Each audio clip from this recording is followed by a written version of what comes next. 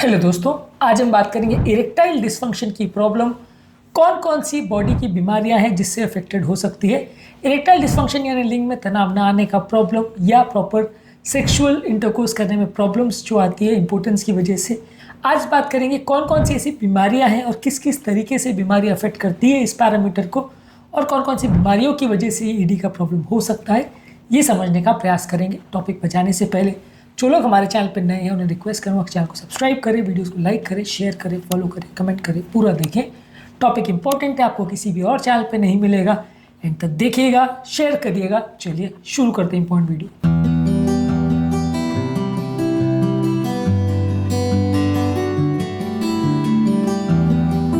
सबसे पहले हार्ट की बीमारियों में पेनाइल ब्लड फ्लो कॉम्प्रोमाइज हो सकता है। बेसिकली इरेक्टाइल डिसफंक्शन के लिए ज़रूरी है कि पेनिस का ब्लड फ्लो इंप्रूव हो। जब आप सेक्सुअल इंटरकोर्स कर रहे हो तो वहाँ सडन ब्लड सप्लाई बढ़ना चाहिए। अगर वहाँ की नलियाँ कोलेस्ट्रॉल जमा होने की वजह से पतली हो गई हैं या छोटी हो गई हैं तो वैसे केस में इरेक्टाइल डिसफंक्शन हो सकता है। ये कई बार अगर किसी व्यक्ति को नलियों का ब्लॉकेज या कोलेस्ट्रॉल जमा होने का प्रॉब्लम है, हाई ब्लड प्रेशर का प्रॉब्लम, कोरोनरी आर्टरी डिजीज का प्रॉब्लम, पेरिफेरल आर्टरी डिजीज का प्रॉब्लम है, तो ऐसे लोग को ऐसा प्रॉब्लम हो सकता है। तो ऐसे लोग को ज़्यादा सावधानी रखने की ज़रूरत है। इसके अलावा अगर किसी व्यक्ति को डायबिटीज़ का प्रॉब्लम है तो हाई ब्लड शुगर की वजह से इरेक्टाइल फंक्शन कॉम्प्रोमाइज़ हो सकता है। डायबिटीज़ इरेक्टाइल डिसफंक्शन का काफ़ी कॉमन कारण है, जिसमें 2 से 3 गुना चांस होता है। इसमें नलियों में कोलेस्ट्रॉल भी जमा होता है, नर्व फंक्शन भी कॉम्प्रोमाइज़ होता है, ब्लड सप्लाई भी कॉम्प्रोमाइज़ होता है, एंडोथीलियल फंक्शन भी कॉम्प्रोमाइज़ होता है। ये सारे कारणों की वजह से, एंडोथीलियल डिसफंक्शन की वजह से आपका जो इरेक्टाइल डिसफंक्शन होता है। इसके अलावा कई हार्मोनल बीमारियां जैसे लो टेस्टोस्टेरोन या हाइपोगोनाडिज्म की बीमारी है, जिसकी वजह से इरेक्टाइल डिसफंक्शन होता है। पर यह जानना और समझना जरूरी है कि ये प्रॉब्लम काफ़ी ओवररेटेड है। ऐसा नहीं है कि हर व्यक्ति जिसको इरेक्टाइल डिसफंक्शन है सबको टेस्टोस्टेरोन का प्रॉब्लम है और टेस्टोस्टेरोन की कमी से ही हाइपोगोनाडिज्म या इरेक्टाइल डिसफंक्शन हो रहा है। ये एक कारण जरूर है, पर ये एकमात्र और सबसे इंपॉर्टेंट कारण है ऐसा नहीं है। इसके अलावा थायराइड की अगर प्रॉब्लम है, हाइपो या हाइपरथायरॉयडिज्म दोनों में इरेक्टाइल डिसफंक्शन हो सकता है। मेटाबॉलिक सिंड्रोम जिसमें high BP, high sugar, high cholesterol और अबनॉर्मल फैट बढ़ जाने का प्रॉब्लम होता है, इसमें भी मेटाबॉलिक सिंड्रोम की वजह से भी कई लोग को इरेक्टाइल डिसफंक्शन होता है।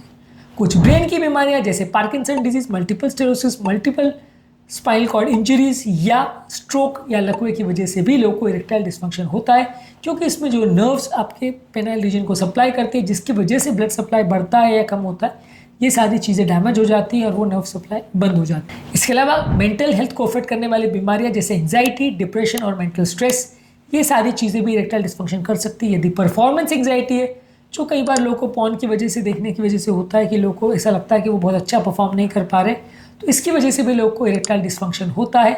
कई साइकोलॉजिकल प्रॉब्लम्स में इरेक्टाइल डिसफंक्शन देखने को मिलता है।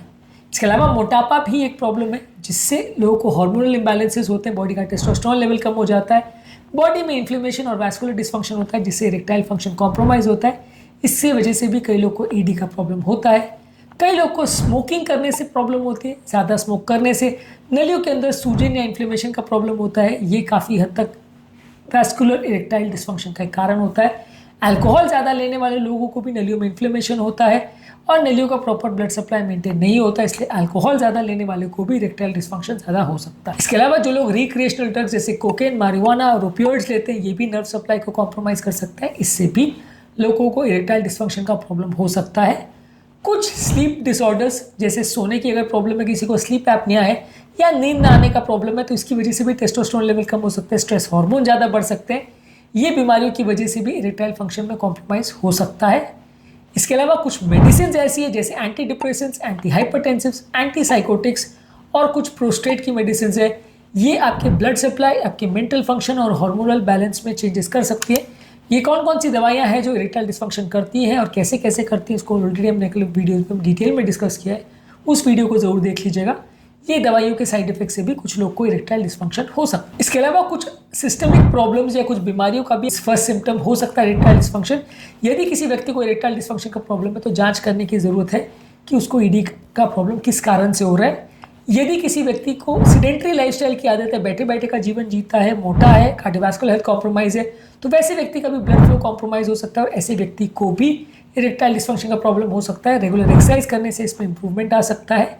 यदि किसी व्यक्ति को प्रोस्टेट कैंसर है, उसका कोई ट्रीटमेंट चल रहा है या उसके लिए रेडिएशन चल रहा है या कोई दवाई चल रही है या प्रोस्टेटिक हाइपरप्लेजिया के लिए कुछ मेडिसिन चल रही है, तो वैसे लोग को भी उस दवाई के साइड इफेक्ट से इरेक्टाइल डिस्फंक्शन हो सकता है। कुछ सिस्टमिक इन्फ्लेमेटरी डिसऑर्डर जैसे रूमेटॉइड आर्थराइटिस और इन्फ्लेमेटरी बाउल डिजीज जो शरीर में सूजन या इन्फ्लेमेशन की प्रॉब्लम करती है, हमारी वैस्कुलर और हार्मोनल हेल्थ को अफेक्ट करती है, इससे भी ईडी का प्रॉब्लम हो सकता है। ओवरऑल उम्र के साथ भी कुछ लोग को इरेक्टाइल डिस्फंक्शन का प्रॉब्लम होता है। धीरे धीरे करके जैसे जैसे लोगों को उम्र बढ़ती है वैसे वैसे इरेक्टाइल डिस्फंक्शन का प्रॉब्लम होता है। हर व्यक्ति को उम्र के साथ इरेक्टाइल डिस्फंक्शन नहीं होता, लेकिन कुछ लोग को उम्र के साथ ये प्रॉब्लम हो सकती है। ये एज के साथ एसोसिएट प्रोसेस है, क्योंकि एज के साथ लोगों का टेस्टोस्टेरोन लेवल्स और हार्मोन लेवल्स में चेंजेस आ सकते हैं, तो ईडी का प्रॉब्लम बढ़ सकता है। होगा कंपलसरी नहीं है, लेकिन होने के चांस बढ़ जाते हैं। बेसिकली हमको जानने समझने की ज़रूरत है कि अगर किसी को इरेक्टाइल डिस्फंक्शन का प्रॉब्लम है तो उसकी पूरी cardiovascular health, metabolic health, hormonal और साइकोलॉजिकल इशूज सब चीज़ को इवैल्यूएट करने की ज़रूरत है। ईडी का प्रॉब्लम खाली एक अपने आप में एक पेनिस का प्रॉब्लम नहीं है, पूरे शरीर का प्रॉब्लम हो सकता है। पूरे शरीर में कोई ना कोई सिस्टम में गड़बड़ी की वजह से हो सकता है, तो सारे कारणों को असेस करना और सही समय पर ट्रीटमेंट करना ज़रूरी है। जो भी सिस्टमिक प्रॉब्लम्स है उसको टाइम रहते यदि आप ट्रीट करोगे तो ईडी का प्रॉब्लम अपने आप ठीक हो जाएगा। ओवरऑल एक होलिस्टिक थेरेपी आपको देनी पड़ेगी, जिसमें दवाइयाँ भी देनी पड़ेगी, साइकोलॉजिकल सपोर्ट भी देना पड़ेगा और पेशेंट की लाइफस्टाइल में भी चेंज करना पड़ेगा, तो आपको बेटर रिजल्ट्स मिलेंगे और ओवरऑल पेशेंट की हेल्थ बेटर होगी। यदि इसमें कोई भी एस्पेक्ट पर आप फोकस नहीं करते हो तो उतने अच्छे रिजल्ट्स नहीं मिलेंगे। तो टॉपिक का कंक्लूजन ये है कि इरेक्टाइल डिस्फंक्शन अपने आप में एक खाली सेक्सुअल प्रॉब्लम नहीं है, पूरे शरीर से रिलेटेड इसका इश्यूज हो सकते हैं। बहुत सारी ऐसी शारीरिक बीमारियां हैं जो इस तरह की प्रॉब्लम को खड़ा कर सकती है। तो यदि इस तरह का प्रॉब्लम हो रहा है तो उसको एक लक्षण मान के पूरे शरीर का इवैल्यूएशन करना ज़रूरी है, जानने के लिए कि इस व्यक्ति को कोई और ऐसी बीमारी तो नहीं जिसकी वजह से इरेक्टाइल डिस्फंक्शन हो रहा है। पूरी जांच करने के बाद और सही ट्रीटमेंट करने के बाद काफ़ी लोगों में प्रॉपर इंप्रूवमेंट हो सकता है थेरेपी से। लेकिन यदि आप कोई चीज़ को इग्नोर करते हैं, ध्यान नहीं देते और सिर्फ खाली हार्मोनल प्रिपरेशंस पर फोकस करते हैं, तो लॉन्ग टर्म प्रॉब्लम्स आने का चांस ज़्यादा होगा और आपको लॉन्ग टर्म थेरेपी से भी सक्सेस नहीं मिलेगा। इसलिए इस बीमारी को प्रॉपर सारे रिस्क फैक्टर्स को ध्यान रखना और सारे रिस्क फैक्टर्स का सही आकलन और ट्रीटमेंट करना अति आवश्यक है। तो आज के टॉपिक में हमने इरेक्टाइल डिस्फंक्शन के कारण और हमारी सिस्टमिक या मेटाबॉलिक हेल्थ से वो कैसे कॉम्प्रोमाइज़ होता है इस पर बात करी। इसके अलावा इरेक्टाइल डिस्फंक्शन के medicine, tips, best food, worst food, सब पर हमने अलग अलग वीडियोज़ के इनको ज़रूर चेकआउट करें। टॉपिक एंड करने से पहले जो लोग हमारे चैनल पर नए हैं उन्हें रिक्वेस्ट करूँगा कि चैनल को सब्सक्राइब करें, वीडियोज़ को लाइक करें, शेयर करें, फॉलो करें, कमेंट करें, पूरा दें।